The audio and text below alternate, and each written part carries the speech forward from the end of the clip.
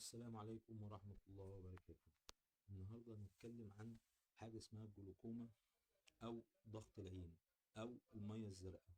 كل دي أسامي ليها، أو لص البصر. دي حالة بتيجي للإنسان بالذات بعد سن الأربعين، بيبتدي يزيد عنده ضغط العين. إيه ده؟ هو في حاجة اسمها ضغط العين؟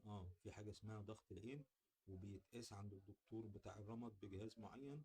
والمفروض بعد سن الأربعين الإنسان كل سنة سنتين يطمن على عينه، يعمل فحص قاع عين ويقيس الضغط بتاع عينه، غير ضغط الدم. ده حاجة وده حاجة.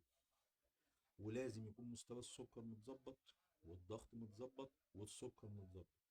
ايه بقى هو المرض ده؟ المرض ده هو فقدان تدريجي. فقدان تدريجي غالبا بيبقى مفاجئ. غالبا بيبقى تدريجي جرادوال.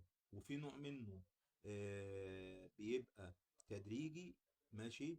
يا اما يبقى هو نوعين. يا اما نوع اكيوت اونست، يعني فجأة تجيله الحاجة وفجأة يبتدي يفقد بصره بسرعة جدا في اقل من ايام.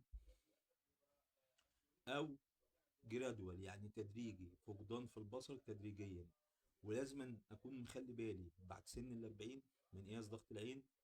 لو عندي سكر لازم اكون متاكد ان مستوى السكر مظبوط، واقيس ضغط العين. وكل 6 شهور كل سنه اعمل فحص قاع عين واقيس ضغط العين، واتاكد ان مستوى الدهون تمام عندي، واتاكد ان الضغط تمام عندي، واتاكد ان السكر تمام عندي.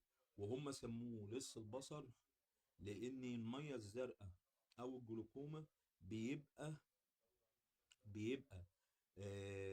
الانسان مش حاسس بان مجال الرؤيه بتاعته عمال يقل تدريجي من غير ما هو بياخد باله. علشان كده في مبادره معموله مثلا في مصر في الوحدات الريفيه، اسمها مبادره الجلوكوما، اللي هي مكافحه مرض لص البصر او الميه الزرقاء. فدايما حافظ على مستوى سكرك، حافظ على مستوى الدهون، افحص عينك باستمرار كل سنه لو انت عديت ال40. ما تهملش في عينك. وكل سنه وانتم طيبين.